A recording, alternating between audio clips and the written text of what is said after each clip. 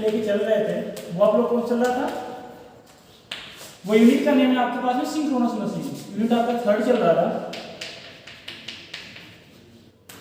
तो उसका नेम क्या था, सिंक्रोनस मशीन। Synchronous machine. इसमें हमने बहुत सारे टॉपिक कवर अप कर लिए थे और मोस्टली मैंने एक इंपॉर्टेंट बात क्या बताया था सिंक्रोनस मशीन के लिए कि ये आपका क्या है, कांस्टेंट स्पीड मशीन होता है। कांस्टेंट स्पीड क्या है, मशीन है जो कि आपके पास क्या करेगा, एक कांस्टेंट स्पीड पे क्या करता रहेगा, ये रोटेट करता रहेगा। अब दूसरी बात आपके पास में क्या था, इसमें दूसरी बात मैंने और भी क्या बताया था, ये जो है आपके पास में क्या होता है कि ये ns = 120f/t। इसी के ऊपर क्या होता है, इसकी स्पीड फ्रीक्वेंसी आपके पास क्या होता है, ये वेरिएट करते रहता है। ये दो बातें तो हो गई थी।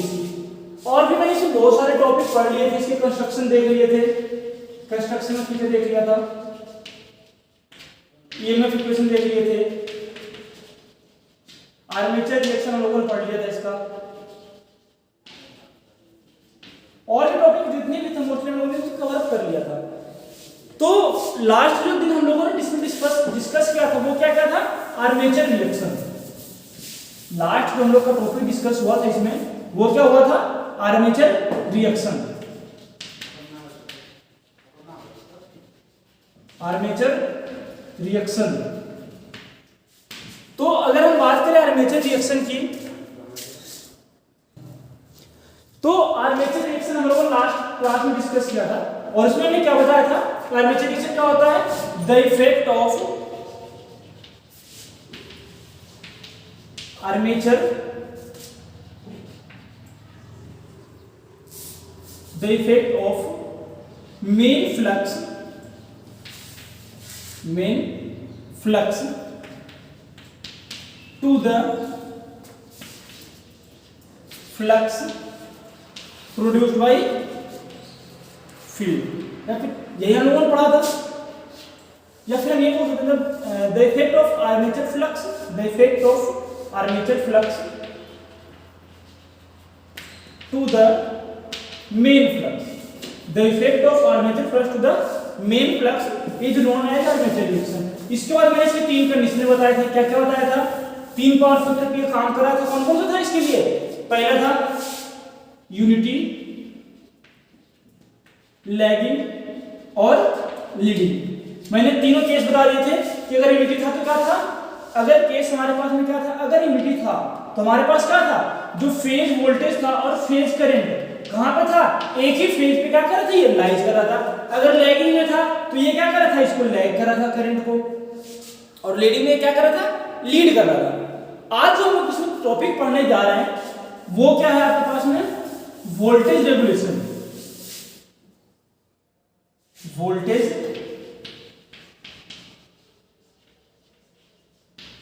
रेगुलेशन।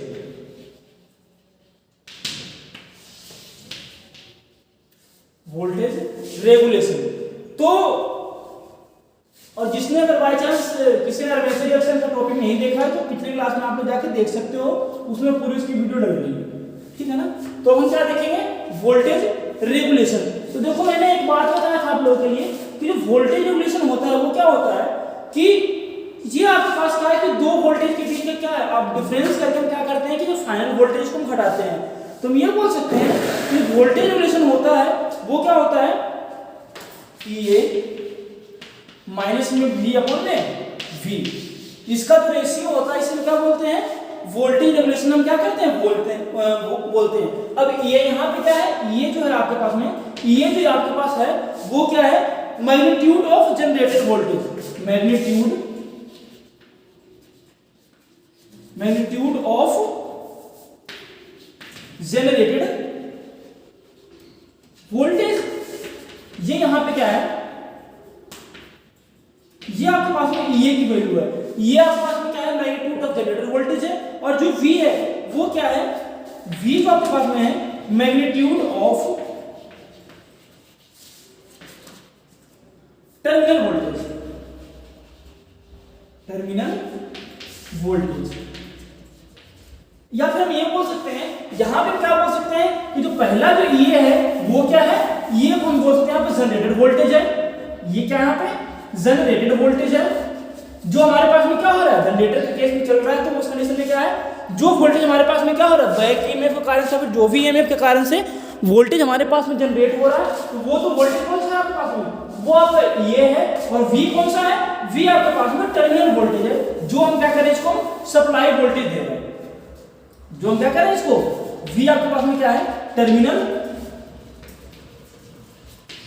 वोल्टेज है, जो हम क्या करें इसको सप्लाई किसी मशीन को हम दे रहे हैं। ठीक है ना। तो अब हम क्या बोल सकते हैं, voltage regulation is the ratio of, किसका किसका रेशियो होता है, difference between generated voltage minus में terminal voltage to the terminal voltage. मतलब क्या है कि अगर हम क्या करते हैं, जनरेटेड वोल्टेज में से टर्मिनल वोल्टेज को क्या करते हैं, हम घटा दें, और उसके बाद उसका जो डिफरेंस आ रहा है उसको हम क्या करते हैं, टर्मिनल वोल्टेज से हम क्या कर देते हैं, डिवाइड कर देते हैं। तो आपके पास में जो वैल्यू आता है वो किसका वैल्यू आता है, वो आपके पास में वोल्टेज रेगुलेशन का वैल्यू आपके पास में क्या होता है, ये आता है। इसे हम क्या बोलते हैं, आपके पास वोल्टेज रेगुलेशन, इसको हम क्या कर सकते हैं, बोल सकते हैं। अब हमारे पास में क्या होता है, अगर वोल्टेज रेगुलेशन की बात करें तो इसमें हम इसका परसेंटेज निकालते हैं। परसेंटेज वोल्टेज रेगुलेशन क्या करते हैं, इसको फाइंड आउट करते हैं। Percentage voltage regulation, percentage voltage regulation. तो परसेंटेज वोल्टेज रेगुलेशन हम कैसे निकालेंगे, अगर किसी को वोल्टेज रेगुलेशन का फॉर्मूला पता है और उसको हम क्या करते हैं, अगर हम 100 से मल्टीप्लाई कर देंगे तो आपके पास में क्या आएगा, वो जो वैल्यू आएगा वो आपके पास में परसेंटेज वोल्टेज रेगुलेशन का क्या होगा, वैल्यू आएगा। इसको हम क्या कर सकते हैं, EA माइनस में V अपॉन में V इनटू में 100, ये आपके पास में क्या है, परसेंटेज वोल्टेज रेगुलेशन आपके पास में है। अब आपके पास में क्या है कि जो वोल्टेज रेगुलेशन जो है ना, इसके मेथड है बहुत सारे फाइंड आउट करने के लिए, लेकिन जो आपके पास दो मेथड एक और है, कौन सा है, एक ओपन सर्किट है, एक लोडेड सर्किट है, फुल लोड सर्किट या फिर शॉर्ट सर्किट बोलते हैं। तीसरा जो है इसमें क्या है, वो है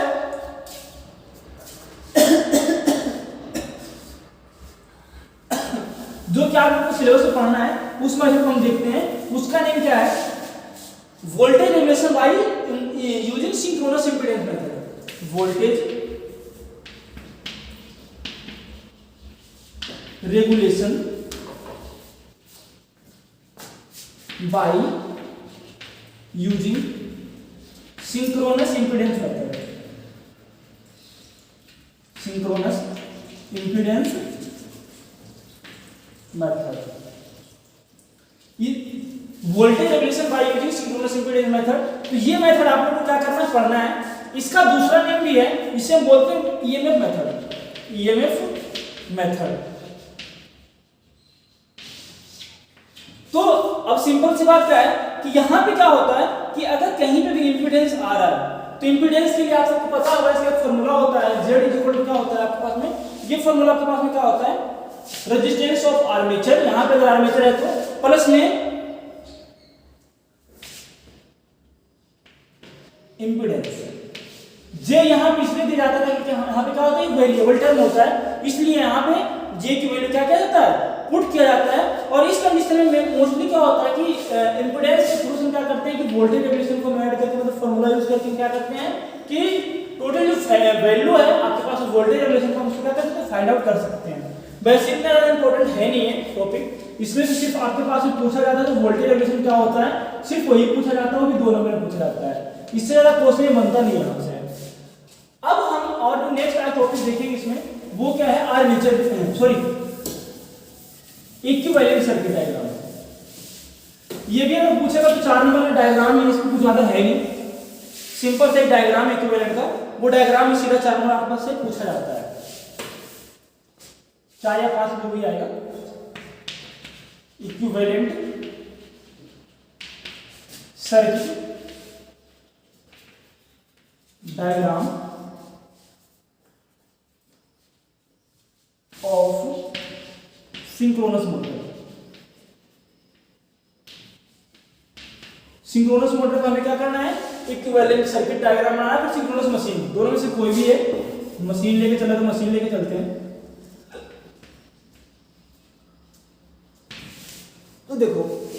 हमारे पास मशीन मोटर हो चाहे जनरेटर हो, हम दो कंडीशन इसको लोड ले सकते हैं। पहला क्या ले सकते हैं, नो लोड के लिए ले सकते हैं, दूसरा हम क्या ले सकते हैं इसका फुल लोड के लिए ले सकते हैं कंडीशन।